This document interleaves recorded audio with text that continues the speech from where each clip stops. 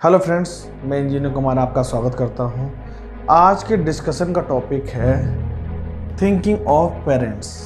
तो आज के सेशन में हम पेरेंट्स के थिंकिंग प्रोसेस को बारीकी से समझने की कोशिश करेंगे। तो आज के सेशन की स्टार्ट एक छोटी सी स्टोरी से करते हैं। एक प्रयोगशाला में कैटरपिलर का एक एक्सपेरिमेंट चल रहा था। उस एक्सपेरिमेंट में क्या होता है, कैटरपिलर मतलब हिंदी में उसको लार्वा कहेंगे, अपने कवर को तोड़ने की पूरी कोशिश कर रहा था, स्ट्रगल कर रहा था।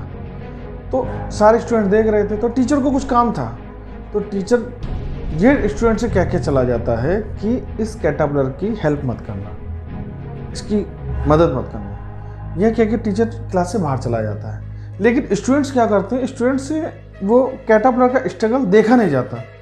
तो स्टूडेंट क्या करते हैं, उसके कवर को तोड़ देते हैं, जिससे कैटरपिलर आसानी से बाहर आ जाता है और बाहर आकर थोड़ी देर बाद मर जाता है। तो जब टीचर वापस आता है और देखता है इस प्रोसेस को, तो पूछता है क्या हुआ, ये क्यों हुआ। तो बच्चे बताते हैं कि हमने इसकी हेल्प की थी, इसके बाहर निकलने में हमने इसकी हेल्प की थी। तो टीचर बच्चों को बताता है कैटरपिलर जो अपने कवर को तोड़ने में जो स्ट्रगल करता है, उससे उसके पंख मजबूत होते हैं, जिससे वह बाद में तितली में कन्वर्ट हो जाता है। तो अब इस एग्जाम्पल को अपने लाइफ के एग्जाम्पल में लेते हैं। बहुत ज़्यादातर पेरेंट्स अपने बच्चों को स्ट्रगल करने ही नहीं देते हैं, अपने बच्चों को स्ट्रगल से बचाते हैं, स्ट्रगल से दूर रखते हैं। इस तरीके से कहीं ना कहीं पेरेंट्स अपने बच्चों को मानसिक व इमोशनली तरीके से कहीं ना कहीं कमज़ोर कर रहे होते हैं। तो इसके बाद हम इस चीज़ को और आगे समझेंगे कि पेरेंट्स अपने बच्चों को साथ ऐसा करते क्यों हैं।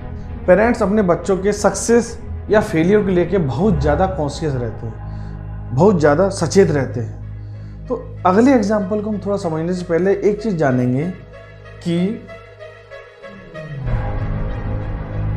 सक्सेस कैसे मिलती है। Good decision.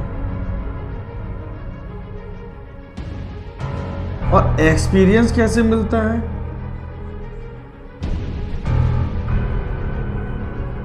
Bad decision.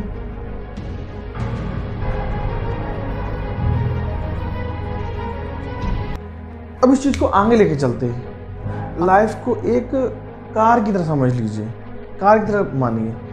तो एक्चुअल में होता क्या, पेरेंट्स बच्चे को पीछे की सीट पर बैठा देते हैं और ड्राइविंग सीट पर खुद बैठ जाते हैं, और बच्चे की सारी लाइफ की डिसीजन पेरेंट्स खुद करते हैं। अब बच्चे की लाइफ को पेरेंट्स आगे ड्राइव करके लेके जा रहे हैं। अब जब बच्चा पढ़ लिख के बड़ा होके किसी कंपनी में जॉब करता है, जिस एम्प्लॉयर के लिए काम करता है, फिर क्या होता है बाद में, पेरेंट्स आगे की सीट से उतर जाते हैं। अब उस सीट पे एम्प्लॉयर सवार हो जाता है, ड्राइवर की सीट पर एम्प्लॉयर आ जाता है। अब एम्प्लॉयर बच्चे की लाइफ को जहाँ लेके जाना चाहता है वहाँ लेके जाता है। इस तरीके से बच्चा लाइफ में पिछली सीट पर बैठा रह जाता है और लाइफ उसके सामने से बहुत तेजी से निकल जाती है और बच्चा देखता रह जाता है, कुछ कर ही नहीं पाता। अब होता क्या, जब बच्चे ने अपनी लाइफ का कोई डिसीजन लिया ही नहीं, बच्चे की लाइफ के सारे डिसीजन उसके पेरेंट्स और उसके एम्प्लॉयर ने लिए, या फिर जिस कंपनी के लिए वो काम करता था उसने लिए। तो बच्चे ने जब कोई डिसीजन लिया नहीं, तो बच्चे का एक्सपीरियंस कितना होगा, जीरो। बच्चे ने लाइफ के रिगार्डिंग कोई डिसीजन लिया ही नहीं, तो बच्चे का एक्सपीरियंस हो गया जीरो।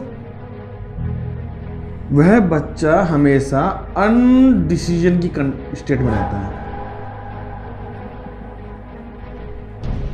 इस तरीके के बच्चे हमेशा अनडिसीजन की स्टेट में रहते हैं। या तो उनके पास अवसर या अपॉर्चुनिटीज उन्हें दिखाई नहीं देती, या दिखाई भी देती हैं तो वह उन पर रिएक्ट नहीं कर पाते हैं। ओके, तो होना क्या चाहिए कि माँ बाप को, पेरेंट्स को एक ट्रेनर के रूप में आना चाहिए, एक ट्रेनर की तरह बिहेव करना चाहिए और साइड वाली सीट पर बैठना चाहिए, बच्चे को ड्राइवर की सीट पर बैठाना चाहिए। तो उससे होगा क्या, उससे क्या होगा, बच्चे अपने लाइफ की डिसीजन खुद लेगा। आप उसकी हेल्प कर सकते हैं, मतलब पेरेंट्स बच्चे की हेल्प कर सकते हैं डिसीजन लेने में, लेकिन लाइफ के रिगार्डिंग सारे डिसीजन बच्चे को खुद लेने चाहिए। हाँ, अगर बच्चा थोड़ा लाइफ की गाड़ी थोड़ा इधर उधर जा रही है तो कंट्रोल उस गाड़ी का अपने हाथ में ले सकते हैं, लेकिन ड्राइवर की सीट पर बच्चा ही रहना चाहिए ताकि वो अपनी लाइफ के डिसीजन ले सके। वह लाइफ में कुछ सीखे, कुछ एक्सपीरियंस करे। उस एक्सपीरियंस के बल पर ही तो बच्चा आगे की तरफ बढ़ेगा, उसी से तो वह डिसाइड करेगा। अपने बच्चों के फेलियर या सक्सेस को लेकर बहुत ज़्यादा कॉन्शियस होते हैं। अब इसी को इस तरीके से समझेंगे कि जो लोग फेल हो जाते हैं लाइफ में, वे अपने फेलियर को ज़्यादातर डिस्कस करते हैं, हर जगह डिस्कस करेंगे। लेकिन सक्सेसफुल लोग ऐसा नहीं करते हैं। फेल होने का सबसे बड़ा रीज़न क्या होता है? सबसे बड़ा रीज़न फेल होने का ये होता है कि ज़्यादातर लोग अपने जीवन में उतना मेहनत और उतनी लगन के साथ काम कर ही नहीं पाते जितना कि सक्सेस होने के लिए चाहिए। उनकी कंटिन्यूटी उतनी नहीं होती है। इस चीज़ के जिम के एग्जांपल से समझते हैं कि ज़्यादातर लोग जो जिम ज्वाइन करते हैं अच्छी हेल्थ बनाने के लिए, वह जिम को 10, 12, 15 दिन में छोड़ देते हैं, उसको कंटिन्यू नहीं रख पाते। तो इस तरीके से वह कंटिन्यूटी चाहिए, हर जगह कंटिन्यूटी चाहिए। हर चीज़ को करने के लिए कंटिन्यूटी मेन रिक्वायरमेंट है और मेहनत। तो अब मैं पेरेंट्स से पूछना चाहूँगा थोड़ा सा, कंक्लूजन पे चलते हैं हम कि आप एक चीज़ सोचिए कि जो लाइफ आप जी रहे हैं, क्या आप चाहते हैं कि आपका बच्चा भी वही लाइफ जिए? अगर आपका जवाब हाँ में है तो नो प्रॉब्लम। अगर ना में है तो बच्चे को बिजनेस या अपनी लाइफ में जो भी डिसीजन लेना चाहता है, जो भी अपनी लाइफ में करना चाहता है, वह उसे करने दीजिए। क्योंकि ये गलत नहीं है, मेहनत करके पैसा कमाना बिल्कुल गलत नहीं है। मेहनत करके पैसा कमाना बिल्कुल गलत नहीं है। लेकिन अगर व्यक्ति पूरी जीवन भर मेहनत करता रहेगा तो जीवन का मतलब खत्म हो जाएगा। आज की डेट में 60 साल से ऊपर काम करने वालों की संख्या बढ़ती जा रही है। कारण क्या है इसका? क्योंकि 60 साल तक मेहनत करके वो उतना अर्न नहीं कर पा रहे हैं।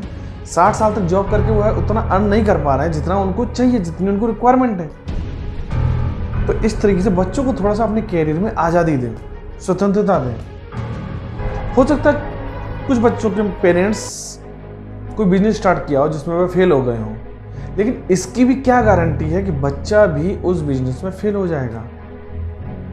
उस समय कंडीशन कुछ और थी, आज कंडीशन कुछ और है, आने वाले फ्यूचर में कंडीशन कुछ और होंगी। हमेशा मार्केट कंडीशंस चेंज होती रहती हैं। तो इस तरीके से बच्चे को अपने कैरियर को चुनने में थोड़ी स्वतंत्रता दें। अगर आपके बनाने से ही बच्चे बन जाते तो आज सारे बच्चे या तो सचिन सहवाग होते या तो IAS PCS होते। तो मेरा सभी पेरेंट्स से आग्रह है कि बच्चों को उनका कैरियर चुनने में थोड़ी सी स्वतंत्रता दें। ओके, आज का सेशन समाप्त होता है। धन्यवाद।